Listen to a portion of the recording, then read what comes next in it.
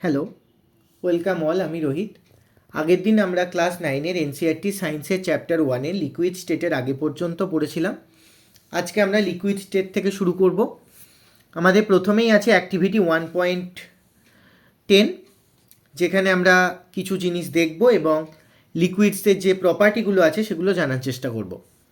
Collect the following: water, cooking oil, milk, juice আর cold drink. আমরা কিছু জল, cooking oil, milk, juice, cold drink এগুলোকে collect করলাম। Containers of different shapes, put a 50 ml of on these containers using a measuring cylinder from the laboratory. বিভিন্ন শেপের container নিলাম এবং প্রত্যেকটা কন্টেনারের মধ্যে কি করলাম না 50 ml করে মার্ক করলাম মেজারিং সিলিন্ডারের মাধ্যমে। তারপর কি করলাম, what will happen if this liquids are split on the floor. আমরা প্রত্যেকটা লিকুইডকে যদি মেঝেতে ফ্লোরের মধ্যে স্প্লিট করে দিতাম কি হতো? ছড়িয়ে যেত, স্বাভাবিক ব্যাপার। Measure 50 ml of any liquid and transfer it into different container 1 by 1। প্রত্যেকটা 50 মিলিলিটার করে প্রত্যেকটা লিকুইড নিলাম এবং তাদের বিভিন্ন কন্টেনারগুলোতে ট্রান্সফার করলাম। Does the volume remain the same? ভলিউমটা কি সেম থাকলো? অবশ্যই, প্রত্যেকটাই তো 50 মিলিলিটার করে নিয়েছিলাম, তাহলে অবশ্যই ভলিউমের কোনো পরিবর্তন হলো না। When does the shape of the liquid remain the same? প্রত্যেকটা শেপ কি সমান হলো না, কারণ আলাদা আলাদা কন্টেনার নিয়েছিলাম, প্রত্যেকটা কন্টেনার হিসাবে লিকুইডগুলোর শেপও আলাদা হয়ে গেল। When you pour the liquid from one container into another does it flow easily? যখন তুমি একটা কন্টেনার থেকে লিকুইডটাকে অন্য কন্টেনারে দেবে, সেটা কি খুব সহজে ফ্লো করবে? করবে।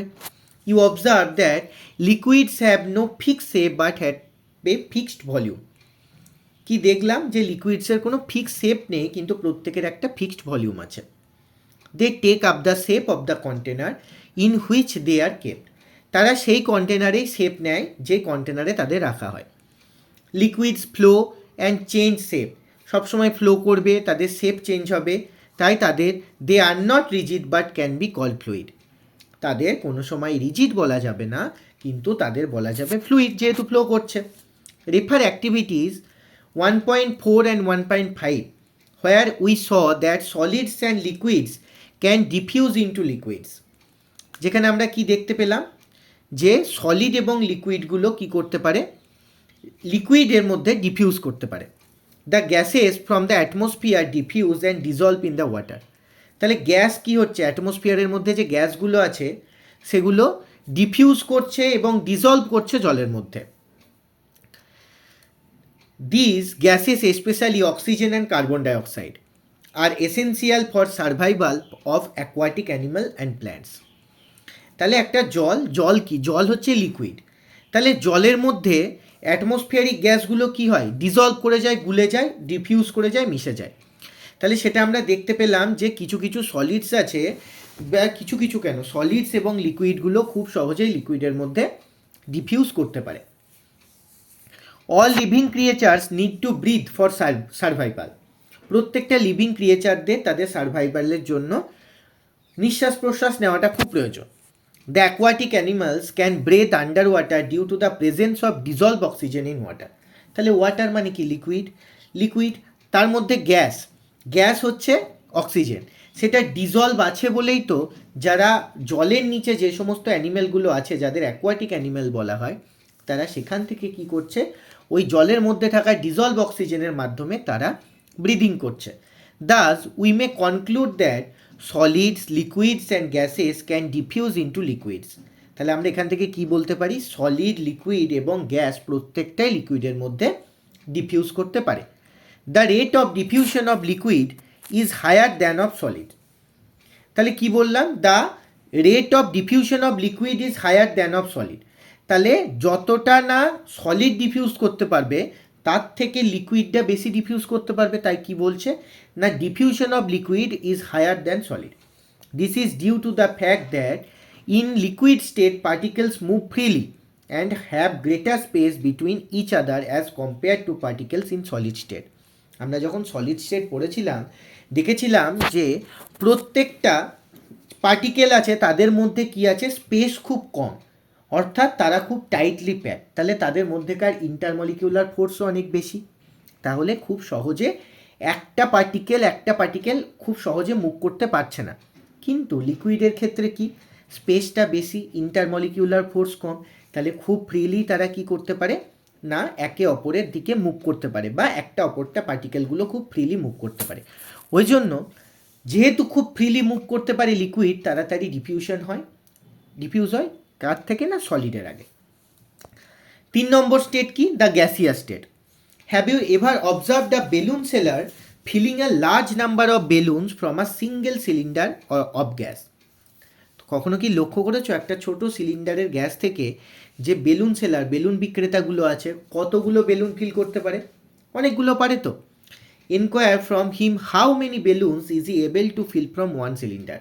আমরা যদি তাদের জিজ্ঞাসা করি যে একটা সিলিন্ডার দিয়ে কতগুলো বেলুন ফোলানো সম্ভব, ask him which gas does he have in the cylinder.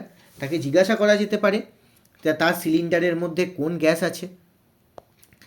Activity করি, তার মাধ্যমে কিছু বোঝার চেষ্টা করি।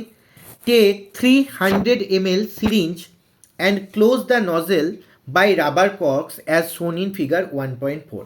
এরকম সিরিঞ্জ নিলাম, 100 ml সিরিঞ্জ নিলাম 3খানা, এবং প্রত্যেককে রাবার কক্সের মাধ্যমে নজেলটাকে বন্ধ করে দিলাম।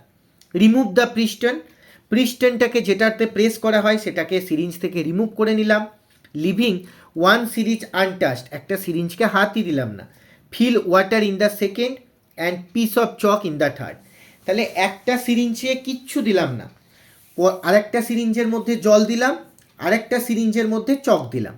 ইনসার্ট দ্য পিস্টন, এবার এগুলো দেওয়ার পরে আবার পিস্টনটাকে আমরা ইনসার্ট করে নিলাম। You may apply some Vaseline on the piston before inserting them into syringe for the smooth movement.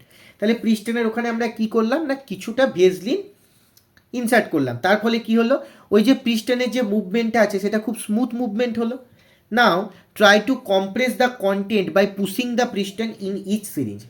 তাহলে ওই প্রত্যেকটা সিরিঞ্জ আছে যেটাতে একটাতে কিচ্ছু দিইনি, মানে শুধু এয়ার আছে, একটাতে জল ছিল, একটাতে চক ছিল।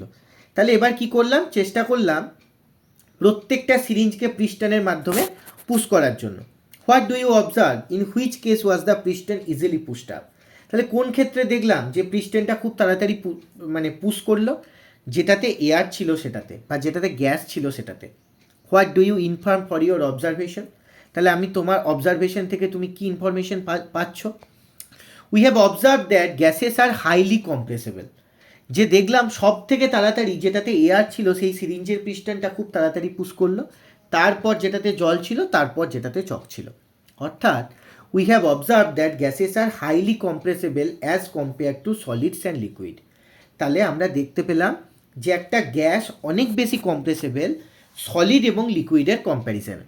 দ্য লিকুইডফাইড পেট্রোলিয়াম গ্যাস, বা যেটাকে আমরা এলপিজি বলি, আমাদের যেটা রান্নাঘরে ইউজ করা হয়, সিলিন্ডারের মধ্যে we get our home for cooking or oxygen supply to the hospital cylinder is a compressed gas. তাহলে আমাদের যে রান্নাঘরে যে এলপিজি সিলিন্ডার দেখতে পাই, বা যেটা হসপিটালে যে অক্সিজেনের সিলিন্ডার থাকে, সেখানে কি হয় না ওই যে অক্সিজেন গ্যাস বা এলপিজির মধ্যে যে গ্যাস থাকে সেটাকে প্রচণ্ড কম্প্রেস করে ভরা থাকে। কম্প্রেস ন্যাচারাল গ্যাস, যার নাম হচ্ছে CNG, is used as a fuel this days in the vehicle. তাহলে আমরা যে বর্তমানে যে ভেহিকেলগুলো, যেমন বিভিন্ন ধরনের 4 চাকা গাড়ি হতে পারে, অথবা এইগুলো হতে পারে, অটো হতে পারে, সেখানে কি করা হয় বর্তমানে সিএনজি গ্যাসকে, অর্থাৎ কম্প্রেস ন্যাচারাল গ্যাসকে অ্যাজ আ ফুয়েল হিসাবে ব্যবহার করা হয়। Due to its high compressibility, large volume of gas can be compressed into small cylinder and transported easily. তাহলে কি করতে পারছি, ছোট একটা সিলিন্ডারের মধ্যে যেহেতু গ্যাসকে অনেকটা কম্প্রেস করে রাখা যায়, সুতরাং অনেকটা পরিমাণ গ্যাস আমরা একটা ছোট গ্যাসের সিলিন্ডারের মধ্যে খুব সহজেই কম্প্রেস করে নিয়ে যেতে পারছি, যার ফলে ট্রান্সপোর্টেশনটা কি হচ্ছে, ইজি হচ্ছে আমাদের কাছে। We come to know of what is being cooked in the kitchen without even entering there. Does this smell reach us? আমরা খুব সুন্দর করে মাঝে মাঝে বাড়িতে ভালো রান্না হলে বুঝতে পারি না, গন্ধ আসে যে না খুব ভালো রান্না করছে মা। সেক্ষেত্রে কি করে বুঝতে পারছি, আমরা ওখানে না গিয়েও সেই গন্ধটা আমাদের নাকে চলে আসছে। কেন? The particle of the aroma of food mixed with the particles of air spread from the kitchen reach us even further away.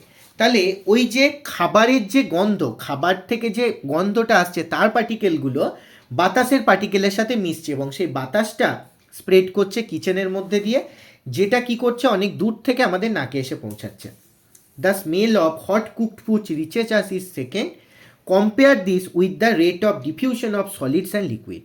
তাহলে যত গরম জিনিস হবে তত কি কাইনেটিক এনার্জি বাড়বে, কাইনেটিক এনার্জি বাড়লে পার্টিকেলগুলো বেশি ফ্রিলি মুভ করতে পারবে, তাহলে গন্ধটা কী হবে আরও তাড়াতাড়ি আসবে, তাহলে ডিফিউশনও তাড়াতাড়ি হবে। Due to high speed of particles and large space between them, gases show the property of diffusing very fast into other gases. তাহলে গ্যাস কি করে, গ্যাসের মধ্যে যেহেতু গ্যাসের পার্টিকেলগুলোর মধ্যে প্রচুর ফ্রি স্পেস আছে, ওরা ফ্রিলি মুভ করতে পারে, সুতরাং কি হয় না ওদের ডিফিউশন রেটটা সব থেকে বেশি হবে, ওরা খুব সহজেই অন্য গ্যাসের সাথে মিশে যেতে পারবে। In gaseous state the particles move about randomly at high speed.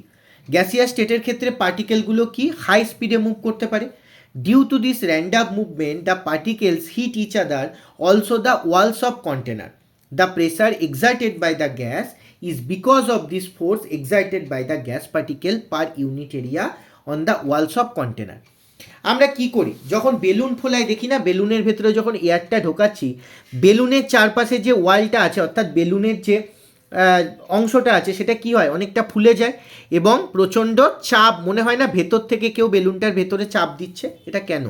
কারণ আমরা যখন গ্যাসকে ঢোকাচ্ছি বেলুনের ভেতরে, গ্যাসের যে পার্টিকেলগুলো আছে সেগুলো খুব ফ্রিলি মুভ করছে এবং ফ্রিলি মুভ করার জন্য ওই যে ওয়াল, কন্টেনারের ওয়ালটা যেটা আছে সেটার উপরে একে অপরকে প্রচণ্ড পরিমাণে হিট করছে, তার ফলে প্রচণ্ড প্রেশার ক্রিয়েট হচ্ছে। এই নির্দিষ্ট জায়গায় যে প্রেশারটা ক্রিয়েট হয় সেই প্রেশারটা ক্রিয়েটের জন্যই কি হয় গ্যাসগুলো সেই কন্টেনারের দেওয়ালে প্রচণ্ড ফোর্স দেয়। কিছু কোশ্চেন অ্যান্সার বুঝলে আমরা বুঝতে পারবো। The mass per unit volume of substance is called density. তাহলে ডেনসিটি মানে কি বুঝলাম? ডেনসিটি মানে বুঝলাম একটা নির্দিষ্ট ভলিউমের মধ্যে যতটা পরিমাণ মাস থাকে তখন তাকে বলা হয় ডেনসিটি। তাহলে density equals to mass by volume. Arrange the following in order of increasing density. আচ্ছা, একটা নির্দিষ্ট ভলিউমের মধ্যে যত বেশি মাস হবে তাহলে তার ডেনসিটি তত বেশি হবে। তাহলে সব থেকে কম ডেনসিটি কার? ডেনসিটি সব থেকে কম হচ্ছে এয়ারের, কারণ ওগুলো খুব ফ্রিলি মুভ করতে পারছে, একটা মাস খুব কম অথচ ভলিউমটা বেশি। এক্সস্ট ফ্রম চিমনিজ, আচ্ছা হানি, ওয়াটার, চক, কটন, আয়রন। বেশ, তারপরে যে চিমনি আছে, চিমনি থেকে যে এক্সস্ট এয়ার হচ্ছে সেটাও এয়ার, কিন্তু তার মধ্যে কিছু পার্টিকেল আছে, সেই পার্টিকেলগুলো থাকার জন্য এয়ারের পরবর্তীকালে যদি ডেনসিটি কারোর কম হয় সেটা হচ্ছে চিমনির। তারপর কি? তারপর হচ্ছে কটন। কটনের ডেনসিটি কি না ওই চিমনির যে এয়ার আছে তার থেকে অল্প বেশি। তারপর ডেনসিটি কার পাবো? তারপর ডেনসিটি পাবো জলের। জলের ডেনসিটির থেকে বেশি ডেনসিটি হানির, হানির থেকে বেশি ডেনসিটি চক, তারপর হচ্ছে আয়রনের। তাহলে কি দেখতে পেলাম? সব থেকে কম ডেনসিটি এয়ারের, এক্সস্ট, তারপরে হচ্ছে এক্সস্ট ফ্রম চিমনিস, তারপর হচ্ছে কটন, তারপর হচ্ছে জল, তারপর হচ্ছে হানি, তারপর চক, তারপর আয়রন। তাহলে আয়রনের ডেনসিটি কি দেখতে পেলাম? সব থেকে বেশি দেখতে পেলাম। 2.8 tabulate the difference of characteristics of states of matter. আচ্ছা, আমরা যদি difference characteristics of states of matter, তাহলে স্টেটস অফ ম্যাটার কত রকমের? 3 রকমের। কি কি? Solid state, liquid state, gaseous state. তাহলে সলিড স্টেটের ক্ষেত্রে আমরা কি দেখতে পেলাম? যে তারা প্রচণ্ড টাইটলি প্যাকড হয়, অর্থাৎ তাদের মধ্যেকার যে পার্টিকেলগুলো আছে সেই পার্টিকেলগুলোর মধ্যে ফ্রি স্পেস খুব কম থাকে। তার থেকে ফ্রি স্পেস বেশি থাকে লিকুইডে, এবং সব থেকে বেশি ফ্রি স্পেস দেখা যায় সেটা হচ্ছে গ্যাসের। তাহলে আরেকটা 2 নম্বর পয়েন্ট কি পড়লাম? যে যখন সলিড দেখব তার নির্দিষ্ট ভলিউমও আছে, মাসও আছে। লিকুইডের ক্ষেত্রে কি দেখতে পারবো? লিকুইডের ক্ষেত্রে দেখতে পাবো তার নির্দিষ্ট মাস আছে, নির্দিষ্ট ভলিউম আছে, কিন্তু কোনো নির্দিষ্ট শেপ নেই। আর গ্যাসের ক্ষেত্রে কোনো নির্দিষ্ট শেপ নেই। পরবর্তীকালে বি নম্বর কোশ্চেন কি? Comment upon the following rigidity, compressibility, fluidity, filling a gas container, shape, kinetic energy, density. এগুলোকে কি? রিজিডিটি কি? রিজিডিটি সব থেকে শক্তকে, সব থেকে শক্ত হচ্ছে সলিড। রিজিডিটির দিক থেকে সলিড সব থেকে বেশি দেখা যায়। লিকুইড তার থেকে একটু কম, কিন্তু গ্যাস একদমই নয়। কম্প্রেসিবিলিটি সব থেকে বেশি কম্প্রেসিবিলিটি কার? গ্যাসের। সেক্ষেত্রে কম্প্রেসিবিলিটি সব থেকে কম সলিডের, লিকুইডের। সলিডের থেকে কম্প্রেসিবিলিটি বেশি কিন্তু গ্যাসের থেকে কম। ফ্লুইডিটি, লিকুইডের ফ্লুইডিটি বেশি হয়, ফ্লুইডিটি কম হয় কার? না সলিডের। ফিলিং আ গ্যাস কন্টেনার্স, তারপর একটা গ্যাস কন্টেনারকে যদি ফিল করা হয় তাহলে সব থেকে ভালো কম্প্রেসিবিলিটির মাধ্যমে গ্যাসকে খুব সহজেই কম্প্রেস করে ফিল করা যাবে। শেপ, একটা সলিডের নির্দিষ্ট শেপ আছে, লিকুইডের নির্দিষ্ট শেপ নেই, গ্যাসেরও সে নির্দিষ্ট শেপ নেই। কাইনেটিক এনার্জি সব থেকে বেশি কার হয়? কাইনেটিক এনার্জি সব থেকে বেশি গ্যাসিয়াস স্টেটের হয়, কারণ ওদের মধ্যে স্পেস বেশি থাকে, ওরা ফ্রিলি মুভ করতে পারে। কিন্তু লিকুইডের মধ্যে কাইনেটিক এনার্জি গ্যাসের তুলনায় কম হয়, সব থেকে কম হয় কার? না সলিডের। ডেনসিটি কার? ডেনসিটি সব থেকে বেশি হয় সলিডের, তারপরে লিকুইডের, তারপর গ্যাসিয়াস স্টেটের। Give reasons. Question a gas feels completely the vessel in which it is kept. কি বলছেন না, আমরা কোনো ভেসেলের মধ্যে যদি গ্যাস রাখি সেই গ্যাসটা কি হবে? সেই ভেসেলটা কমপ্লিটলি ফিল করে দেবে। কেন? কারণ যে গ্যাসিয়াস স্টেটের মধ্যে যে পার্টিকেলগুলো আছে তাদের মধ্যে কি আছে না প্রচুর স্পেস আছে, তার ফলে তাদের মধ্যেকার যে ফোর্সগুলো আছে সেই ফোর্সগুলো কি হয়? ইন্টারমলিকিউলার ফোর্স অনেক কম হয়। তাহলে তারা কি করে না ফ্রিলি মুভ করতে পারে। তাহলে প্রত্যেকটা পার্টিকেল যদি ফ্রিলি মুভ করে তাহলে গোটা যে কন্টেনার আছে বা ভেসেল আছে প্রত্যেকটা জায়গায় তারা ফ্রি মুভের মাধ্যমে ছড়িয়ে যেতে পারবে, যেটা সলিডের ক্ষেত্রে হয় না। B number, a gas exerts pressure on the walls of container. আগেই পড়িয়েছি যখন বেলুনের কথাটা বোঝালাম, প্রত্যেকটা গ্যাস যখন যে কন্টেনারে থাকবে তার মধ্যেকার যে ফ্রি এনার্জিগুলো আছে তার ফলে সারা খুব সহজেই মুভ করতে পারবে এবং যে পাত্রে থাকবে তার দেওয়ালে প্রেসার এক্সার্ট করবে। Question C, a wooden table should be called a solid. কেন উডেন টেবিল একটা সলিড? আমরা কি সলিডের ক্যারেক্টারিস্টিক্স কি পড়েছি না, সলিডের একটা নির্দিষ্ট মাস থাকবে, একটা নির্দিষ্ট শেপ থাকবে, নির্দিষ্ট ভলিউম থাকবে। আমরা যদি একটা উডেন টেবিল নিই তার নির্দিষ্ট শেপ থাকে, মাস থাকে, ভলিউম থাকে, তাহলে এক্ষেত্রে আমরা অবশ্যই উডেন টেবিলটাকে সলিড হিসাবে কনসিডার করতে পারবো। We can easily move our hand in air but do not the same through a solid block of wood. আমরা কি করতে পারি? এয়ার হচ্ছে গ্যাসিয়াস স্টেটে আছে, তাহলে ওদের মধ্যেকার ইন্টারমলিকিউলার মানে ওদের মধ্যে যে পার্টিকেলগুলো আছে তাদের মধ্যেকার ইন্টারমলিকিউলার ফোর্স কি? খুবই কম। তাহলে খুব সহজেই সেই ফোর্সটাকে আমরা কি করতে পারি? যে ওভারকাম করে খুব সহজেই মুভ করতে পারি আমাদের হ্যান্ডটাকে বা হাতকে। কিন্তু এটা আমরা কোনো সলিড ব্লক অফ উডের মধ্যে পারি না। কেন না, কাঠ হচ্ছে সলিড, তার মধ্যেকার যে পার্টিকেলগুলো আছে তার মধ্যেকার যে ইন্টারমলিকিউলার ফোর্সগুলো আছে প্রচণ্ড বেশি, সেই ইন্টারমলিকিউলার ফোর্সগুলোকে আমরা সহজে ওভারকাম করতে পারি না, ওই জন্য আমাদের ক্যারাটে শেখার প্রয়োজন হয়। Liquids generally have lower density as compare to solids, but you must have observe that ice floats on water, find out why. আমরা কি দেখলাম না, লিকুইডের ডেন্সিটি সলিডের থেকে কম। তাহলে আমরা তো জানি আইসটা সলিড, তাহলে ওর নিশ্চয়ই ডেন্সিটি বেশি থাকার কথা, আর ওয়াটার হচ্ছে জল হচ্ছে লিকুইড, তাহলে ওর ডেন্সিটি কম থাকার কথা। কিন্তু ডেন্সিটি বেশি থাকার কথা মানে কি? তাহলে বরফটা জলের মধ্যে ডুবে যেত, কিন্তু ডুবে যায় না, ফ্লোট করে। কেন ভাসে? কারণ আইস সলিড হলেও আইসের ভেতরে প্রচুর এয়ার পার্টিকেল থাকে, অর্থাৎ ভেতরে ভেতরে অনেক ফ্রি স্পেস থাকে। যেহেতু ফ্রি স্পেস থাকে তাহলে তাদের মধ্যেকার ইন্টারমলিকিউলার ফোর্স কম হবে, তাহলে সেটা কি করতে পারে? তার ডেন্সিটিটাও কমে যাবে। সেক্ষেত্রে জলের মধ্যে আইস খুব সহজেই ভাসতে পারে।